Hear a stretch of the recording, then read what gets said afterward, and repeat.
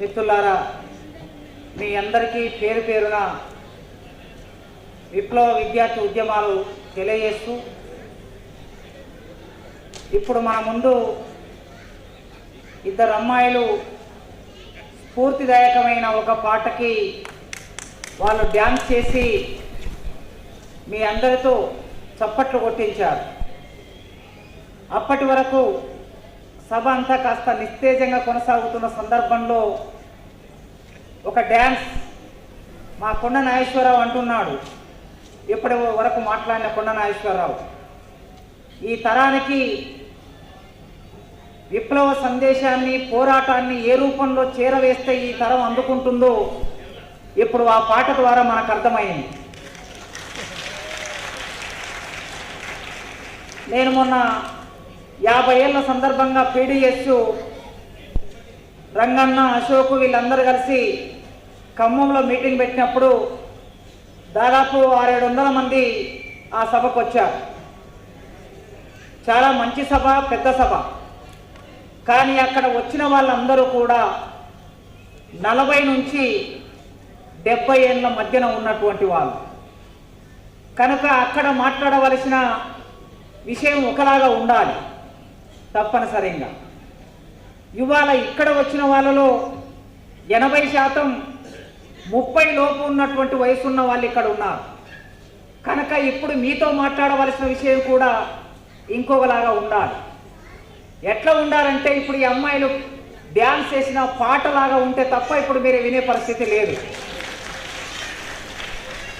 సమాజం మారుతున్న కొద్దీ మన ఆకాంక్షలు మారుతాయి, మన ఆలోచనలు మారుతాయి. సమాజంలో మార్పులు వస్తూ ఉంటాయి నిజమే, కానీ ఈ సమాజంలో, ఈ దేశంలో ఎప్పటికీ మారింది ఏమిటి అంటే, పేదవాడి ఆకలి మాత్రం ఎప్పటికీ మారటం లేదు, దోపిడీదారుల దోపిడీ మాత్రం ఎప్పటికీ మారటం లేదు. మన బట్ట మారింది, మన ఆలోచన మారింది, మన పాట మారింది, పోరాట రూపాలు కూడా కొన్ని మారాయి. కానీ భారతదేశంలో ఈ అసమానతలు మాత్రం తగ్గటం లేదు, అసమానతలు రోజు రోజుకు పెరిగిపోతున్నాయి. ఎట్లా మీలాగా ఒక 50 సంవత్సరాల కిందట మీలాగా ఆలోచించిన వాళ్ళు, ఈ ఉస్మానియా యూనివర్సిటీలో ఆలోచించిన వాళ్ళు, లైబ్రరీలో, సైన్స్ కాలేజీలో, ఇంజనీరింగ్ కాలేజీలో, ఆర్ట్స్ కాలేజీలో ఆలోచించిన వాళ్ళు పీడిఎస్ అనే ఒక సంఘాన్ని రూపొందించుకొని ఈ సమాజం మారాలని ముందుకొచ్చారు. అప్పటి వరకు విద్యార్థి సంఘాలు లేవా భారతదేశంలో? ఒక 4-5 విద్యార్థి సంఘాలు ఉన్నాయి. అప్పటికే 1930ల కాలంలోనే ఏఐఎస్ఎఫ్ ఏర్పడింది, 1948లో ఏబీవీపీ ఏర్పడింది, 1964లో ఎస్ఎఫ్ఐ ఏర్పడింది. ఈ ఏర్పడిన సంఘాలు ఉండి పనిచేస్తున్నాయి విద్యారంగ సమస్యల మీద, ఎవరి పద్ధతిలో వాళ్ళు. కానీ వీళ్ళు చేస్తున్న ఈ పని విధానానికి ఏదో మార్పు రావాల్సిన అవసరం ఉందని ఆలోచించిన వాళ్ళు ఆ రోజు 1974 అక్టోబర్ 12వ తారీఖున, అంతకన్నా ముందు ఒక 6-7 సంవత్సరాలుగా భారతదేశంలో జరుగుతున్న మార్పును ఆధారం చేసుకొని ఆలోచన మొదలైంది. ఎప్పుడైనా మిత్రులారా, మనకు కలిగే ఏ ఆలోచన కూడా వాస్తవానికి దూరంగా ఉండదు, వాస్తవానికి భిన్నంగా ఉండదు. మనం చూసే చూపు ఏదైతే ఉంటుందో ఆ చూపు ఆధారంగానే మన ఆలోచన నిర్మాణం అవుతుంది తప్ప కొత్తగా ఆలోచన లేదా పైనుంచి వచ్చే ఆలోచన, దేవుడిచ్చే ఆలోచన అనేది ప్రపంచంలో ఎక్కడ ఉండదు. ఆకలితో ఉన్నవాడికి ఉండే ఆలోచన వేరు, తిన్నది అరక్క ఉండేవాడి ఆలోచన వేరు, పోరాటంలో ఉండేవాడి ఆలోచన వేరు, పీడిఎస్లో ఉండే ఆలోచన వేరు. కనుక ఆలోచన అనేది మన సమాజంలో కంటికి కనిపించే విషయాన్ని ఆధారం చేసుకొని వస్తుంది. అందుకే ఆనాడు 1974లో విద్యార్థులు చేసిన ఆలోచన ఇవాళ 50 ఏళ్ళు దాటింది, 50 ఏళ్ళ నడక. మాలాంటి వాళ్ళం 74 అంటే ఆనాటికి నేను పుట్టలేదు. ఇక్కడ ఉన్న వాళ్ళు 90% పుట్టలేదు. కేవలం ఒక 10-15% మంది మాత్రమే ఆ సంఘం ఏర్పడే నాటికి పుట్టిన వాళ్ళు ఉన్నారు. అంటే 50 ఏళ్ల కాలంలో అది నెలకొల్పిన విలువ, అది నెలకొల్పిన చరిత్ర, త్యాగాల చరిత్ర, నెత్తుటి చరిత్ర. దేనికోసం త్యాగం? త్యాగం దేనికోసం చేయాలి? దేనికోసం చేయాలనుకున్నప్పుడు విద్యార్థులంటే కేవలం చదువుకునే వాళ్ళు మాత్రమే కాదు, విద్యార్థులంటే విద్యారంగ సమస్యల మీద మాత్రమే పోరాటం కాదు, విద్యార్థులంటే ఈ సమాజంలో విడి మనుషులు కాదు, విద్యార్థులు ఈ సమాజంలో భాగమైన వాళ్ళు.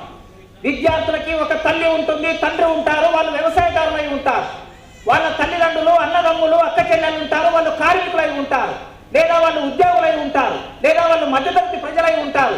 ఒక రైతు, ఒక కార్మికుడు, ఒక ఉద్యోగి, ఒక మధ్యతరగతి, ఒక కూలీ, ఒక రిక్షా కార్మికుడు, వీళ్ళందరూ కూడా అనేక రకాల సమస్యలు ఎదుర్కొంటున్నప్పుడు ఆ ఇంటి నుంచి బయటకు వచ్చిన వాళ్ళు ఆ ఇల్లును గురించి ఆలోచించకుండా, వాళ్ళ సమస్యల గురించి ఆలోచించకుండా ప్రత్యేకమైన ఆలోచన ఉండదు గనక భారతదేశంలో సమాజంలో ఉన్న సమస్యలు పరిష్కారం అయితేనే విద్యారంగ సమస్య, విద్యార్థుల సమస్యలు పరిష్కారం అవుతాయనే ఆలోచన భారతదేశంలో మొట్టమొదటిసారి తీసుకొచ్చింది PDSU RSU.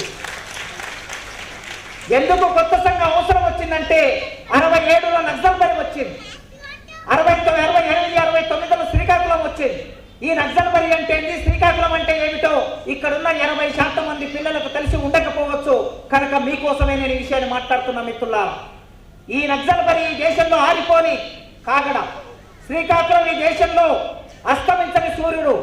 ఈ నక్సల్బరీ ఎందుకు వచ్చింది? నక్సల్బరీ అనేది కేవలం డిక్షనరీ ఒక పదం కాదు, చరిత్ర ఒక చరిత్ర కాదు. నక్సల్బరీ అనేది భారతదేశానికి వెలుగు చూపిన మార్గం. ఆ వెలుగు చూపిన మార్గం ఒక చిన్న గ్రామం, పశ్చిమ బెంగాల్ రాష్ట్రంలో ఒక చిన్న గ్రామం. ఆ చిన్న గ్రామంలో ఆదివాసులు చేసుకుంటున్న వ్యవసాయం. మీలో కొందరైన ఆదివాసి గ్రామాల నుంచి వచ్చిన వాళ్ళు, గూడెం నుంచి వచ్చిన వాళ్ళు ఇక్కడ ఉన్నారు. ఆదివాసులు వ్యవసాయం ఎట్లా చేస్తారు? ఈనాటికి కూడా ఆదివాసులు ఇంకా పోడు వ్యవసాయం చేస్తున్నారు. 50 ఏళ్ల కిందట, 60 ఏళ్ల కిందట, 70 ఏళ్ల కిందట కనీసం పోడు వ్యవసాయం కూడా సరిగ్గా చేయలేనటువంటి స్థితిలో ఆదివాసులు ఉన్నారు. ఆ ఆదివాసుల దగ్గరికి మన మనుషులు వెళ్ళారు. మైదాన ప్రాంతంలో చదువుకున్న వాళ్ళు, కాలేజీలో, యూనివర్సిటీలో చదువుకున్న వాళ్ళు ఆ ఆదివాసుల దగ్గరికి వెళ్ళి వాళ్ళతో మాట్లాడి, వాళ్ళతో ఆలోచించి, వాళ్ళు చేస్తున్న వ్యవసాయంలో మార్పు రావాలని కోరుకొని, వాళ్ళు అక్కడ నివసించే వాళ్ళు మాత్రమే కాకుండా అక్కడున్న అడవిని కొట్టి వ్యవసాయం చేసుకుంటున్న వాళ్ళు, కానీ భూమి మాత్రం ఆదివాసుల పేరు మీద ఉండదు. వ్యవసాయం చేస్తారు ఆదివాసులు, భూమి మాత్రం ఆదివాసుల పేరు మీద ఉండదు. ఎక్కడో మైదాన ప్రాంతంలో జోతేదారులని ఉంటారు. పశ్చిమ బెంగాల్లో జోతేదారు అంటారు వాళ్ళని. మన దగ్గర భూస్వాములు అన్నట్లుగా వాళ్ళని జోతేదారులు అంటారు. ఈ జోతేదారులు మైదాన ప్రాంతంలో ఉన్నటువంటి వాళ్ళు పంట వండగానే ఆ ఆదివాసి ప్రాంతాల్లోకి వెళ్ళి, ఈ భూమి నీది కాదు, ఈ భూమి నా పేరు మీద పట్ట ఉంది గనక ఇక్కడ వండిన పంట మాదే అని దోపిడీ చేస్తున్నప్పుడు, దౌర్జన్యం చేస్తున్నప్పుడు ఆదివాసుల పక్షాన నిలబడి మీలాంటి యువకులు పోరాటాన్ని మొదలుపెట్టారు. ఆ పోరాటాన్ని మొదలుపెట్టినప్పుడు ఆ పోరాట నాయకుల్ని అరెస్ట్ చేయడం కోసం అక్కడ పోలీసులు వస్తే అడ్డుపడినందుకు ఆదివాసుల మీద కాల్పులు జరిపితే ఆ కాల్పుల్లో 9 మంది ఆదివాసులు చనిపోయారు. అందులో పెద్దవాళ్ళు ఉన్నారు, మహిళలు ఉన్నారు, చిన్న పిల్లలు కూడా ఉన్నారు. 1967 మే 25వ తారీఖున జరిగిన ఈ సంఘటన భారతదేశ చరిత్రలో నక్సల్బరీగా నమోదైంది. ఎప్పుడైతే నక్సల్బరీగా ఈ సంఘటన జరిగిందో 9 మంది ఆదివాసులు చనిపోయారో కలకత్తా యూనివర్సిటీలో, ఉస్మానియా యూనివర్సిటీలో, ఆంధ్ర యూనివర్సిటీలో, మద్రాస్ యూనివర్సిటీలో, బాంబే యూనివర్సిటీలో, ఎక్కడెక్కడో కాలేజీలో చదువుకుంటున్న పిల్లలందరికీ అక్కడ జరిగిన నక్సల్బరీ ఒక పిలుపునిచ్చింది, ఒక ప్రశ్న వేసింది. చదువుకుంటున్న మీరు యువకులారా, యువతులారా, మధ్యతరగతి మేధావులారా, ఉద్యోగులారా, 9 మంది ఆదివాసులను చంపేస్తే మీరు మౌనంగా ఉంటారా? 9 మంది కనీసం మాట్లాడలేనటువంటి ఆదివాసులని పోలీసులు కాల్పులు చంపేస్తే మీరు మాట్లాడారనే ప్రశ్న వేసినప్పుడు ఆ ప్రశ్నని అందుకున్న కామ్రేడ్ జార్జ్ రెడ్డి ఉద్యమాన్ని మొదలుపెట్టాడు ఉస్మానియా యూనివర్సిటీలో. మీలాంటి 20-25 సంవత్సరాల వయసు కలిగిన జార్జ్ రెడ్డి ఆలోచించాడు, నక్సల్బరీ గురించి ఆలోచించాడు. నిజమే కదా, ఈ దేశంలో భూమిని దున్నేవాడికి భూమి మీద హక్కు ఉండాలి, ఈ దేశంలో అడవిలో ఉన్నవాడికి అడవి మీద హక్కు ఉండాలని ఆలోచించాడు. అక్కడి నుంచి నక్సల్బరీ ఆగిపోయింది, నిర్బంధం ప్రయోగించారు. శ్రీకాకుళం వచ్చింది, మన తెలుగు నేల మీదికి. ఆ శ్రీకాకుళం వచ్చినప్పుడు అక్కడ వెంకటాపు సత్యం, ఆదిభట్ల కైలాసం అనే 2 టీచర్లు ఉద్యమాన్ని మొదలుపెట్టి మళ్ళీ అక్కడ ఆదివాసుల పోరాటాన్ని నిర్మాణం చేశారు. ఆ పోరాటాన్ని నిర్మాణం చేస్తే మళ్ళీ పోలీసులు, జలగం వెంగళరావు పోలీసులు వెళ్ళి ఆదివాసులను చంపేశారు. 370 మందిని చంపేశారు. చంపినప్పుడు మళ్ళీ ప్రశ్న వచ్చింది. ఆ ప్రశ్న వేసింది ఎవరో కాదు, ఇప్పుడు విద్యార్థులు ప్రశ్న వేశారు. ఈ విద్యార్థులు భారతదేశంలో తెలుగు నేల మీద ఉన్న విద్యార్థులు ప్రశ్న వేశారు. ఏం ప్రశ్న వేశారు? సరిగ్గా ప్రశ్న వేసే సమయంలో మహాకవి శ్రీశ్రీకి తెలుగు సాహిత్యంలో తెలుగు కవిత్వాన్ని ఆకాశపు దారుల వెంట హడావిడిగా ప్రయాణిస్తున్న జగన్నాథ రథచక్రాలని భూమార్గం పట్టిస్తా, భూకంపం పుట్టిస్తా, పతితులార భస్తులార బాణాసర్ప దస్తులార ఏడవకండి ఏడవకండి, వస్తున్నాయి వస్తున్నాయి జగన్నాథ రథచక్రాలు, జగన్నాథుని రథచక్రాలని చెప్పిన శ్రీశ్రీ భూమార్గం పట్టించాడు తెలుగు కవిత్వాన్ని. ఈ శ్రీశ్రీకి షష్ఠపూర్తి జరుగుతున్నది విశాఖపట్నంలో. అప్పుడు షష్ఠపూర్తి జరుగుతుంటే, షష్ఠపూర్తి అంటే 60 సంవత్సరాలు పూర్తయిన వాళ్ళని షష్ఠపూర్తి చేస్తారు. ఆ సందర్భంలో శ్రీకాకుళ సంఘటన జరిగినప్పుడు Andhra university, Osmania university, Jammikunta college విద్యార్థులు, ఖమ్మం కాలేజీ విద్యార్థులు అందరూ కలిసి ఒక ప్రశ్న వేశారు కవులకి. కవులారా, రచయితలారా, మేధావులారా, శ్రీకాకుళంలో 370 మందిని చంపేస్తే మీరు ఇక్కడ షష్ఠపూర్తి ఉత్సవాలు చేసుకుంటున్నారు, మీరు ఎటువైపు నిలబడతారో తేల్చుకోండి అని విద్యార్థులు ప్రశ్న వేస్తే ఆ ప్రశ్నలో నుంచి 1970 జూలై 4వ తారీఖున విప్లవ రచయితల సంఘం పుట్టింది. ఆ సంఘం పుట్టడానికి మీరే కారణం అంటే విద్యార్థులు కారణం. ఒక జంపాల ప్రసాద్, ఒక శ్రీహరి, ఒక జార్జి రెడ్డి ఇట్లాంటి త్యాగాల వారసత్వం ఈ తెలుగు నేల మీదే కాదు భారతదేశ వ్యాప్తంగా విస్తరించినప్పుడు ఆ త్యాగాల నేపథ్యంలో నుంచే పీడీఎస్యు అనే సంఘం ఒక చారిత్రక అవసరంగా పుట్టింది. భారతదేశంలో ప్రజలు చేస్తున్న పోరాటాన్ని, ఆ పోరాటాన్ని వ్యాఖ్యానించడానికి, ఆ పోరాటాన్ని ప్రచారం చేయడానికి, ఆ పోరాటంలో భాగం కావడానికి, ఆ పోరాటానికి నాయకత్వం వహించడానికి విశ్వవిద్యాలయ కాలేజీలను వదిలి విద్యార్థులు గ్రామాలకు తరలారు. ప్రజల కోసం, భూమి దున్నుతున్న ప్రజల కోసం, నాట్లు వేస్తున్న ప్రజల కోసం, కలుపు తీస్తున్న ప్రజల కోసం, కుప్పగొడుతున్న ప్రజల కోసం, తూర్పారబడుతున్న ప్రజల కోసం, కంపెనీలో కార్మికుల కోసం. విద్యార్థులంటే చదువు మాత్రమే కాదు, పోరాటం కూడా, సమాజాన్ని మార్చే పోరాటం చేయాలనే పిలుపును ఈ భారత సమాజానికి నేర్పించింది పీడీఎస్యు అనే సంఘం.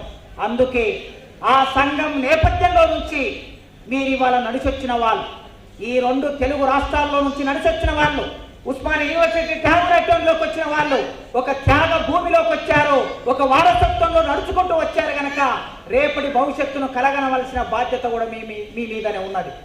చెరబండరాజు పేరు విని ఉంటారు. చెరబండరాజు తెలుగు నేల మీద అద్భుతమైన కవి. చెరబండరాజు దిగంబర కవి, చెరబండరాజు విప్లవ కవి. విప్లవ కవిగా ఉన్న చెరబండరాజు యువతరాన్ని గురించి మాట్లాడాడు, యువతరం గురించి రాశాడు, యువతరం గురించి పాడాడు. పెద్దవాళ్ళందరికీ తెలుసు, పీడీఎస్లో పనిచేసిన వాళ్ళందరూ విని ఉంటారు. మా రోజు వీరన్న చెరబండరాజు రాసిన పాట పాడుతుంటే వేలాది లక్షలాది మంది విద్యార్థులు ఉర్రు తొలగేవాళ్ళు. ఆయన రాసిన పాట ఏమిటంటే, యువతరమా నవతరమా ఇదే అదును కదిలి రమ్ము, యువతరమా నవతరమా ఇదే అదును కదిలి రమ్ము, ఈ దేశానికి కళ్ళు నీవే కాళ్ళు నీవే అని రాశాడు. చాలా జాగ్రత్తగా గుర్తించాలి, వినాలి. ఈ దేశానికి కళ్ళు నీవే కాళ్ళు నీవే అన్నాడు. ఈ దేశం నడవాలంటే నీవే కాళ్ళు, ఈ దేశం చూడాలంటే నీవే కళ్ళు. కనుక యువతరమా నవతరమా ఇదే ఎదురు కదిలి రమ్ము, రారమ్ము, నీ రక్తం పుష్పించగా ఈ దేశం ఫలించాలి అని రాశాడు చెరబండరాజు. ఎంత నమ్మకం చెరబండరాజుకి, ఎంత నమ్మకం ఈ దేశం మీద, ఈ యువతరం మీద. ఒక్క చెరబండరాజుకే కాదు, భారతదేశంలో విద్యార్థి ఉద్యమానికి విత్తనము నాటినవాడు భగత్ సింగ్. నవ యవ్వనంలో 20 సంవత్సరాల వయసులో హిందుస్థాన్ సోషలిస్ట్ రిపబ్లిక్ అసోసియేషన్ అనే సంఘాన్ని పెట్టి మొత్తం భారతదేశ వ్యాప్తంగా విప్లవ విద్యార్థి ఉద్యమాన్ని వ్యాపింపజేసిన వాడు భగత్ సింగ్. రవి అస్తమించని బ్రిటిష్ సామ్రాజ్యవాదం మీద దెబ్బ కొట్టి, తుపాకీ చేతబట్టి, కాల్పులు జరిపి ఇక్కడున్న భారతీయ వీరులని, భారతీయ నాయకుల మీద బ్రిటిష్ వాళ్ళు దాడి చేస్తే ఒక్కరిని కూడా వదిలిపెట్టమని చెప్పి వెంటబడి వేటాడి చంపి బ్రిటిష్ ప్రభుత్వం వెన్నులో వణుకు పుట్టించిన వాడు సర్దార్ భగత్ సింగ్. ఆ భగత్ సింగ్ నేల మీద విద్యార్థి ఉద్యమానికి విత్తనాలు నాటాడు. ఆయన 24 ఏళ్ల వయసులో ఉరికంబాన్ని ముద్దాడాడు. మీ వయసులో ఈ దేశం కోసం ఏమి కోరుకున్నాడు? ఈ దేశం బాగుండాలనుకున్నాడు. తెల్ల దొరలు పోయి నల్ల దొరలు వస్తే ఆ స్వాతంత్రం ఒట్టి బూటకమని 1930-31 ప్రకటించాడు భగత్ సింగ్. 90 ఏళ్ళైంది భగత్ సింగ్ ఈ మాట ప్రకటించి. తెల్ల దొరలు పోయి నల్ల దొరలు వస్తే స్వాతంత్రం ఒట్టి బూటకమన్నాడు. 90 సంవత్సరాల తర్వాత మనం చూస్తే తెల్ల దొరలు పోయారు, ఈ దేశాన్ని నల్ల దొరలు పరిపాలిస్తున్నారు. ఈ దేశాన్ని అమెరికా పెట్టుబడిదారి పరిపాలిస్తున్నది. ఈ దేశాన్ని ఇంగ్లాండ్ పెట్టుబడిదారి, జర్మనీ, జపాన్ పెట్టుబడిదారి, గ్లోబల్ కంపెనీలు ఈ దేశాన్ని పరిపాలిస్తున్నాయి, బహుళ జాతి కంపెనీలు ఈ దేశాన్ని పరిపాలిస్తున్నాయి. కనుక మిత్రులారా, ఈ సందర్భంలో భగత్ సింగ్ ఆనాడు విద్యార్థి ఉద్యమాన్ని నిర్మాణం చేస్తే ఆయన అమరుడైతే ఊగరా ఊగరా ఉరికొయ్యలనందుకొని, ఊగరా ఊగరా ఉరికొయ్యలనందుకొని నీ నెత్తుటి కోనేటిలో నవలోకం వికసించునని కవులు భగత్ సింగ్ ఉరికంబం మీద ముద్దాడుతున్నప్పుడు రాశారు. ఎప్పుడైనా సరే యువతరం మీద ఇంత నమ్మకం ఎందుకున్నదంటే యువతరం పోరాడే శక్తి ఉంటుంది, యువతరానికి ఆలోచించే శక్తి ఉంటుంది, యువతరానికి తిరుగుబాటు చేసే శక్తి ఉంటుంది, యువతరం త్యాగం చేసే శక్తి ఉంటుంది. ఈ ప్రపంచం మారాలంటే త్యాగం లేకుండా ఏ ప్రపంచం ఎన్నడూ మారిన సందర్భం లేదు. బూర్జువా పాలకులు తమ అధికారంలోకి రావాలనుకున్నా సరే వారి అవసరాల కొద్దీ వారైనా త్యాగం చేస్తూనే ఉంటారు. త్యాగం చేయకుండా రాజులు మారలేదు, త్యాగం చేయకుండా రాజ్యాలు వాళ్ళ చేతిలోకి రాలేదు, త్యాగం చేయకుండా ప్రపంచం మారలేదు. రష్యా విప్లవం రావాలంటే, చైనా విప్లవం రావాలంటే, దేశానికి స్వాతంత్రం రావాలంటే, తెలంగాణ రైతాంగ సాయుధ పోరాటం నైజాంకు వ్యతిరేకంగా జరగాలంటే వందల మంది వేల మంది త్యాగం చేస్తేనే సమాజంలో మార్పు వచ్చింది. కనుక ఆ త్యాగ గుణం ఎవరికి ఉంటుందంటే విద్యార్థి యువతరానికి త్యాగ గుణం ఉంటుంది. ఈ దేశం మారాలంటే ఎవరు మార్చగలరు? ఈ దేశాన్ని మీరు మాత్రమే మార్చగలరు. ఎందుకు మార్చగలరంటే కామ్రేడ్ మావో అన్నాడు, ఈ దేశం మీది మాది, ఈ దేశం మీది మాది, కానీ అంతిమంగా ఈ దేశం మీదే అన్నాడు ఆయన. మీది మాది అన్నాడు, కానీ మేము అన్నప్పుడు 60 ఏళ్ల వాళ్ళు, 70 ఏళ్ల వాళ్ళు, 80 ఏళ్ల వాళ్ళు ఆరిపోతున్న దీపాలు, వాళ్ళు వారిపోతున్న సూర్యుళ్ళు, వీళ్ళు వెలుగుతున్న విద్యార్థి యువతరం, వెలుగుతున్న ఉదయిస్తున్న సూర్యుళ్ళు, వెలుగుతున్న దీపాలు. అందుకే ఈ దేశం మీది మాది ప్రస్తుతానికి, కానీ అంతిమంగా ఈ దేశం మీదే. ఈ దేశం మీదన్నప్పుడు మీరు ఈ దేశాన్ని నిర్మాణం చేసుకోవాల్సిన బాధ్యత మీ మీద ఉన్నది మిత్రులారా. నిర్మాణం చేసుకోకపోతే రేపు రానున్న కాలంలో కష్టకాలం చూడబోతున్నాం మనం. ఆ కష్టకాలాన్ని ఎదుర్కోవడానికి విప్లవ విద్యార్థి సంఘం పీడిఎస్లో నిర్మాణమై నిబద్ధత పెంచుకొని సైద్ధాంతిక జ్ఞానాన్ని పెంచుకొని నిలబడినప్పుడే ఒక జంపాల ప్రసాద్, జార్జ్ రెడ్డి, శ్రీహరి, జనార్దన్ ఇట్లా పేర్లు చెప్పుతే ఎందరో ఈ నేల కోసం త్యాగం చేశారు, మనందరి కోసం త్యాగం చేశారు. వారి త్యాగ ఫలితంగా ఇవాళ ఈ వాతావరణాన్ని మనం అనుభవిస్తున్నాం. ఇవాళ కాస్త ఈ స్వేచ్ఛని, కాస్త ఈ అవకాశాన్ని మనం పొందుతున్నామంటే, ఈ కాస్త రాజ్యాంగం అమలవుతున్నదంటే వారు చేసిన త్యాగాల వలన ఈ ప్రజాస్వామిక విలువలు పరిడవిల్లుతున్నాయి. రేపు మనం చేసే త్యాగం వలన మన తర్వాతి తరాలకి, భవిష్యత్తులో రాబోయే తరాలకి ప్రజాస్వామ్యం బతకాలి, పేదవాళ్ళు బతకాలి, కార్మికులు బతకాలి, ఒక మంచి సమాజం రావాలి. అది సామ్యవాద సమాజంగా మారాలి. సామ్యవాద సమాజం అంటే ఎట్లొస్తుంది? అది పోరాటం ద్వారా వస్తుంది. ఏం పోరాటం ద్వారా వస్తుంది? అది వర్గ పోరాటం ద్వారా వస్తుంది. వర్గ పోరాటం అంటే ఎవరెవరి మధ్య జరుగుతుంది? పేదవాళ్ళకి, దోపిడీదారులకి మధ్యన వర్గ పోరాటం నడుస్తుంది. ఈ వర్గ పోరాటం ఆలోచనల రూపంలో జరుగుతుంది, ఈ వర్గ పోరాటం సంవాద రూపంలో జరుగుతుంది, ఈ వర్గ పోరాటం మాటల రూపంలో జరుగుతుంది, ఈ వర్గ పోరాటం సినిమా రూపంలో జరుగుతుంది, ఈ వర్గ పోరాటం పాటల రూపంలో జరుగుతుంది. ఈ వర్గ పోరాటం భౌతికంగా కూడా 2 ఆయుధాల మధ్య కూడా వర్గ పోరాటం జరుగుతుంది మిత్రులారా. కనుక ఏ పోరాటం ఎవరు చేయగలిగితే ఆ పోరాటానికి వాళ్ళం సిద్ధం కాకుండా ఈ సమాజాన్ని మనం మార్చలేం. ఎందుకు మార్చాలి సమాజాన్ని అంటే అసమానత్వంతో కూడుకొని ఉన్న సమాజం. ఈ దేశాన్ని పరిపాలిస్తున్న పాలకులు మొన్న ఎలక్షన్లో మీరు అందరూ విన్నారు. ఈ దేశ ప్రధానమంత్రి మాట్లాడిన మాట మీరు అందరూ విన్నారు. ఏం మాట్లాడాడు ఎన్నికల ప్రచారంలో?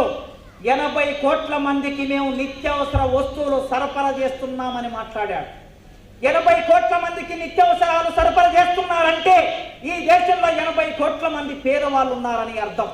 140 కోట్ల జనాభా ఉంటే, 145 కోట్ల జనాభా ఉంటే 80 కోట్ల మంది అంటే 80% జనాభా ఈ దేశంలో పేదవాళ్ళు ఉన్నప్పుడు మరో మాట ఏం మాట్లాడుతున్నారు? ఈ దేశం చాలా అభివృద్ధి అయిందంటున్నారు, ఈ దేశం వెలుగుతుందంటున్నారు, ఈ దేశం ప్రపంచంలో 3వ అతిపెద్ద ఆర్థిక వ్యవస్థ అంటున్నారు. 80 కోట్ల మంది పేదలున్నది నిజమా? వెలుగుతున్నది నిజమా? ఈ రెండు ఏది నిజం అనుకున్నప్పుడు 80 కోట్ల మందికి వాళ్ళు నిత్యావసర సరుకులు సప్లై చేస్తున్నది నిజం కనుక 80 కోట్ల మంది పేదవాళ్ళు ఉన్నదే నిజం. ఆ పేదవాళ్ళను విముక్తి చేయకుండా ఈ దేశంలో బాగుపడటం అనేది ఉండదు. ఆ పేదవాళ్ళకి మంచి కాలం రాకుండా ఈ దేశం సుసంపన్నంగా ఉండటం సాధ్యం కాదు. ఒక ఆదాని, ఒక అంబానీ, ఒక లక్ష్మీ మిట్టల్ వీళ్ళు సంతోషంగా ఉంటే, వీళ్ళు ధనవంతులైతే, వీళ్ళకు లక్షల కోట్ల సంపాదన వస్తే మనకేం వచ్చినట్లు? కనుక గ్రామాలన్నీ విధ్వంసం అవుతున్నాయి. గ్రామాలని తాగుడుకు బానిసలుగా చేస్తున్నారు. యువతరాన్ని మత్తుకు బానిసలుగా చేస్తున్నారు. మద్యానికి బానిసలుగా చేస్తున్నారు. మాదక ద్రవ్యాలకి బానిసలుగా చేస్తున్నారు. ఎందుకంటే యువతరం చేసే పోరాటం ఆ శక్తితో వాళ్ళకి తెలుసు గనక. పీడిఎస్ ఏర్పడే కాలంలో వియత్నాం యుద్ధం జరిగింది. మీకు ఇచ్చిన కరపత్రంలో ఒక్కసారి చదువుకోండి. పీడిఎస్ ఏర్పడడానికి ముందు భారతదేశంలో ఎట్లాంటి పరిస్థితులు ఉన్నాయో చాలా వివరంగా కరపత్రం రాశారు. 1965-66లో ఫ్రెంచ్లో విద్యార్థి ఉద్యమం, డీగాల్ ప్రభుత్వానికి వ్యతిరేకంగా విద్యార్థి ఉద్యమం వచ్చింది. ఏమడిగారు ఆ విద్యార్థులు? ఏం కోరుకున్నారు ఆ విద్యార్థులు? ప్రజలు మాకు బ్రెడ్ కావాలన్నారు. తినడానికి మాకు బ్రెడ్ కావాలి, తిండి కావాలని అడిగారు. కానీ ఆనాడు డీగాల్ ప్రజలకి బ్రెడ్ ఇవ్వకుండా ఆయన పెట్టుబడులకు అనుకూలంగా నడిపిస్తున్నప్పుడు ఆ ప్రభుత్వానికి వ్యతిరేకంగా పోరాటం చేసి అంత పెద్ద ఫ్రెంచ్ ప్రభుత్వాన్ని కూలదోసింది విద్యార్థి శక్తి మాత్రమే. మీరు విని ఉంటారు, వియత్నాం అనేది ఒక చిన్న దేశం, అమెరికా పక్కన ఉంటుంది. వియత్నాం అనే ఒక చిన్న దేశం అంత పెద్ద అమెరికాకు వ్యతిరేకంగా హోరావరి పోరాటం చేసింది. ఎట్లా పోరాటం చేశారంటే అడవుల్లోకి వెళ్ళి కందకాలు దోవుకొని ఆ కందకాల లోపల ఉండి పైన ఆకులు కప్పుకొని అమెరికా సైన్యం రాగానే ఆ కందకాల్లో నుంచి, ఆకుల్లో నుంచి, చెత్తలో నుంచి పైకి లేసి ఆ సైనికులని, అమెరికా సైనికులని లోపలికి లాగేసి చంపేసి అట్లా చిన్న దేశం వియత్నాం. విద్యార్థి ఉద్యమ ఫలితంగా వియత్నాం అంత పెద్ద అమెరికా మీద విజయం సాధించింది. ఎప్పుడు మనకు అపనమ్మకం అవసరం లేదు. ఎప్పుడు అపజయాలు ఉంటాయి అనుకోకండి, విజయం కూడా ఉంటుంది. ఆ విజయం ఒక్కొక్కసారి మనం అటు ఇటు వెళుతున్నట్టుగా కనిపించవచ్చు, సరళ రేఖగా కనిపించవచ్చు. అయినా కూడా ఆత్మస్థైర్యాన్ని కోల్పోకూడదు. ఈ దేశాన్ని మనం సామ్యవాద దేశంగా మార్చగలం. ఈ దేశాన్ని ప్రజాస్వామ్య దేశంగా మార్చగలం. ఈ దేశంలో సమానత్వం తీసుకురాగలమనే ఒక విశ్వాసం మీ మనసులో పెట్టుకోండి, మీ ఆలోచనలో పెట్టుకోండి. ఎప్పుడైతే మీ ఆలోచనలోకి ఆ విశ్వాసం వస్తుందో, ఆ నమ్మకం వస్తుందో, ఖచ్చితంగా సమాజాన్ని మార్చడానికి మనం సిద్ధమవుతాం. గుండె జారిపోతే మనం బతకలేము. గుండె జారిపోతే మన కుటుంబం బతకలేదు. గుండె జారిపోతే మన సమాజం బతకలేదు. గుండెను జారిపోకుండా ధైర్యంగా నిలబడండి. తప్పనిసరిగా మీ చదువుల్ని, ఇవాళ మీరు చదువుకునే చదువు, మీ పాఠశాల సక్రమంగా లేదు, కాలేజీ సక్రమంగా లేదు, యూనివర్సిటీ సక్రమంగా లేదు. ఏమన్నంటే ప్రైవేట్ కాలేజీలు, ప్రైవేట్ స్కూళ్ళు, ప్రైవేట్ యూనివర్సిటీలు తీసుకొస్తున్నారు. ఈ దేశంలో పేదవాళ్ళు ఎంతమంది ప్రైవేటు విద్యను చదవగలరో ఆలోచించండి. 90-80% పేదవాళ్ళు ప్రభుత్వ పాఠశాలలో చదువుకునే పేదవాళ్ళకి నాణ్యమైన విద్యను పొందటం మన హక్కు. రాజ్యాంగం, భారతదేశ రాజ్యాంగం విద్య పొందటం అనేది ప్రాథమిక హక్కుగా మనకి ఇచ్చింది కనుక నాణ్యమైన విద్య పొందాలంటే ఈ పెట్టుబడిదారులు, ఈ ప్రభుత్వం ఆ విద్య మీద ఖర్చు పెట్టాలంటే మనం పోరాటం చేయకుండా ఏమీ రావు. ఒకప్పుడు హైదరాబాద్లో చదువుకోవడానికి రావాలంటే కొన్ని వర్గాలకు మాత్రమే ఈ ఉస్మానియా యూనివర్సిటీలో అవకాశం ఉండేది. కొన్ని వర్గాలకు మాత్రమే హాస్టల్ ఉండేది. మీరు చూస్తే పేదవాళ్ళ కోసం ఎవరు పోరాటం చేస్తారండి? 100 సంవత్సరాల కిందట హైదరాబాద్లో రెడ్డి హాస్టల్ ఉంది. 100 సంవత్సరాల కిందట హైదరాబాద్లో వైశ్య హాస్టల్ ఉన్నది. 60-70 ఏళ్ల కిందట గౌడ హాస్టల్ ఉన్నది, వైశ్య హాస్టల్ ఉన్నది, పద్మశాలి హాస్టల్ ఉన్నది. కానీ దళితులకి హాస్టల్ లేవు ఈ దేశంలో. ఈ రాష్ట్రంలో దళితులకి, ఎస్సీలకి హాస్టల్ లేనప్పుడు మరి వీళ్ళు చదువుకోవాలి కదా. వీళ్ళు చదువుకోవాలంటే మరి ఎవరు పోరాటం చేయాలి? ఇదే పీడిఎస్ నాయకత్వంలో, ఆర్ఎస్సీ పీడిఎస్ నాయకత్వంలో ఎస్సీ ఎస్టీలకి సోషల్ వెల్ఫేర్ హాస్టల్లో కావాలని ఉద్యమం చేస్తే సోషల్ వెల్ఫేర్ హాస్టల్ వచ్చాయి. ఆ సోషల్ వెల్ఫేర్ హాస్టల్లో ఎందరో వేలాది మంది, లక్షలాది మంది చదువుకొని ఇవాళ ఉద్యోగాల్లోకి వచ్చారు. కనుక పోరాడే విద్యార్థి సంఘం లేకపోతే విద్యార్థి హక్కులు సాధించబడవు. కనుక పోరాడే విద్యార్థి సంఘం ఏమిటి అంటే జీనాయితో మరణాసీకో, కదం కదం పల్ లరణాసీకో. ఆ పోరాడే సంఘం పీడిఎస్ అనే సంఘం కనుక ఆ సంఘంలో మీరందరూ సమీకృతం కావాలని కోరుకుంటూ ఈ అవకాశం ఇచ్చిన మీకు 50 సంవత్సరాల సందర్భంగా రెడ్ సల్యూట్ తెలియజేస్తూ ముగిస్తున్నాను మిత్రులారా. Red salute.